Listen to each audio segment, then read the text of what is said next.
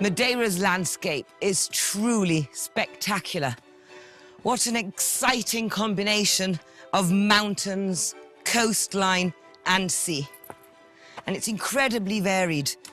I'm doing the 25 waterfall Levada walk. Well, I'm hoping to get there eventually. I've been promised quite the spectacle. But within this walk, you can feel and experience so much of the different types of flora and fauna. I'd been promised that there was a flat area somewhere in Madeira, the mystical flatlands. And we found it. There were cattle grazing. It blew me away. And now we've been walking through parts of the Lauri Silva.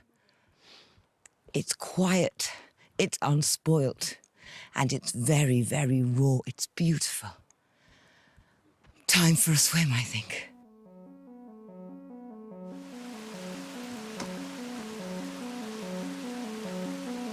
The Lauri Silva was listed as a UNESCO World Heritage Site in 2009.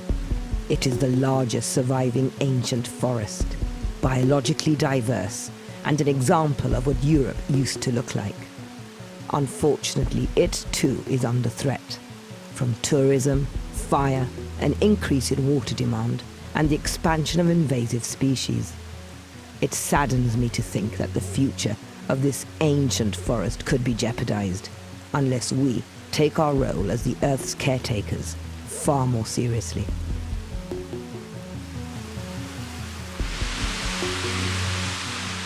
The 25 waterfalls. It doesn't really matter if there aren't 25. They're absolutely beautiful, aren't they?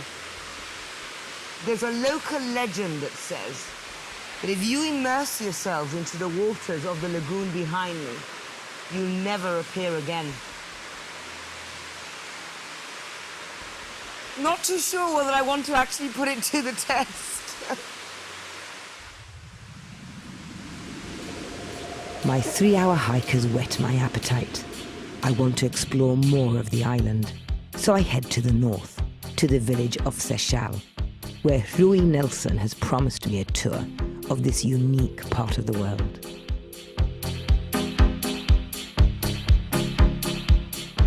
So you're going to tell me a little bit about Seixal and explore the village with me? You can see over there the waterfall. The name of the waterfall is Véu da Noiva. You can see a long valley. The name is João Delgado. You can see a beautiful... These are what, the names of the mountains? And the waterfall, yeah, the waterfall. Waterfall, Véu da Noiva. And you can see the beautiful Lauri Silva. The Lauri Silva, yes. This is a forest in vertical. You can see the forest near the sea. In the Second War, the people came here, the Gibraltar. Many people, the Gibraltar, came live in Seixal. That's brilliant. So then they were allowed to travel around the island. We were given the impression that perhaps they were restricted to Funchal. But I'm really pleased to hear that they weren't, because we've also discovered that some of them lived in Camacha, and then others have lived in Santa Cruz. In the restaurant Aquarium, it's closed. Senhora Adelaide. Adelaida? Adelaide came to Madeira and married with a Seixal. Well, somebody from Seixal, yeah. So she lived in Seixal the rest of her life? The people in Seixal, the old people, said a beautiful woman. The people said, look like a Gibraltina. Ah, what a beautiful adjective. So if somebody was beautiful, they'd say you look like a Gibraltarian as a compliment.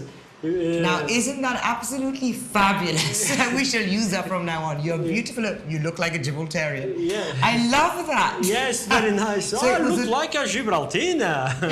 A Gibraltina, because the Gibraltina is, a long time ago, a beautiful woman and very nice, with paint the elegant eyes. And yeah. Yes.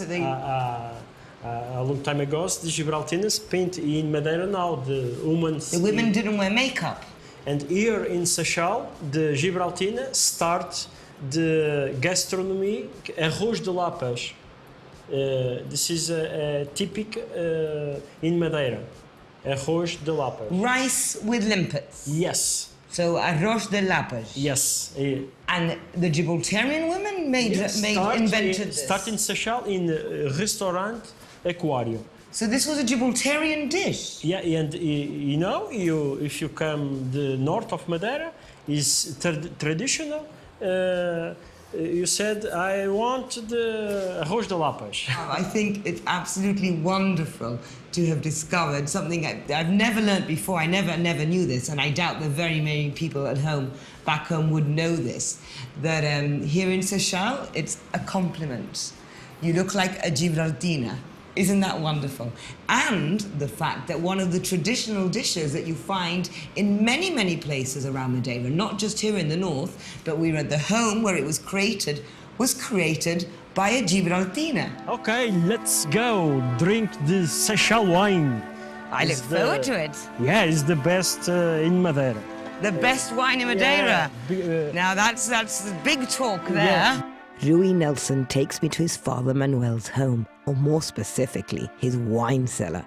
I feel like I've stepped back in time, and I get the feeling I'm in for a real treat. And this is what your father does? Yeah, my mother a long time ago. And your Yes. mother used to as well. Yeah, But this I've wine that you 20 produce years. here, you said is all just for you, your family and your friends. This is, you Yeah. don't sell. This is your hobby. Yes, my hobby. For me and my friends and you, Gibraltina. I shall wait for you to serve yourself so that we can share and cheers. This is... It smells as if it's going to be very sweet. Cheers.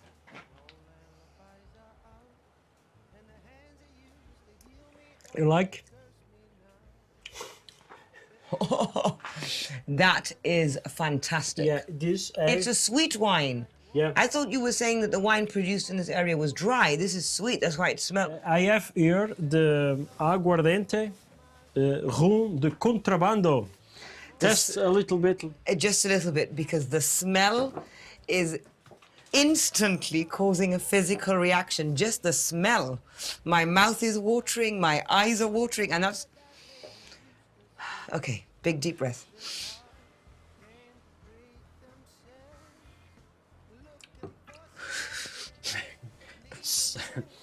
It's strong.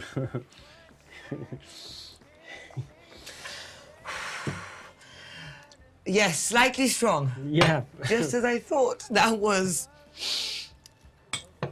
I don't even know how to explain it, but just multiply tequila by about 10. And you sip this? Yeah. You sip it? Yes. You don't hide it with a million types of sugary drinks? The people drink this in morning. My father in morning drink a little bit. With his coffee? Yeah. With your chinesa? Sometimes, not every time. Not every morning. No, not every morning. Sometimes, so a treat. Yeah, sometimes On a special morning, a you... little bit, you know. Just a little bit, yeah, because I think that if you were to drink something like this every day... It's true, huh? Yeah, I'm glad you agree that it's strong. It's beyond anything I've ever tried before. Well, you're lucky, but I was sometimes sick, little bit sick.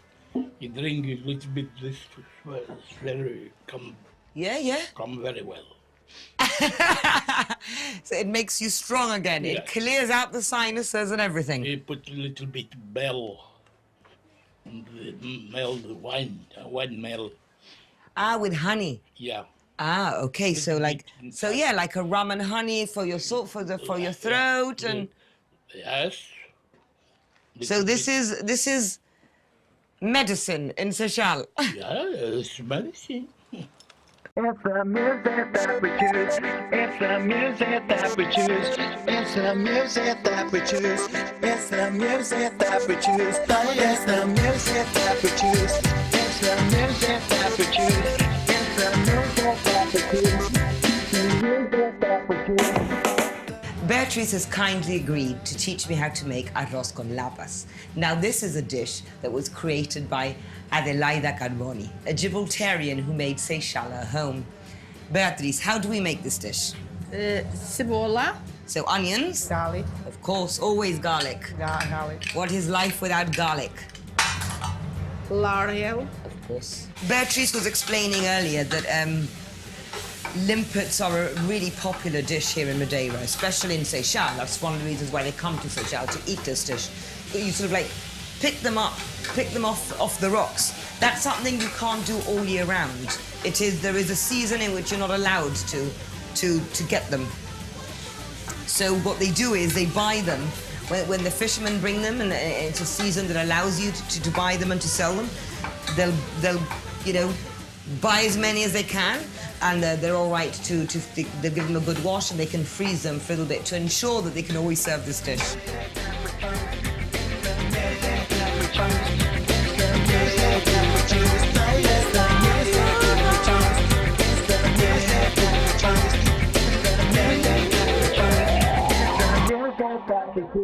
Get the cool.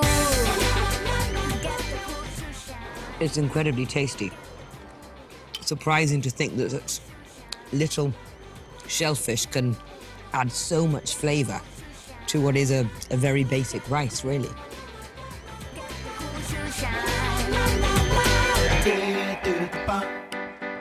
I'm going to sit here and enjoy my wine and my arroz a lapas in memory of Adelaida Carboni.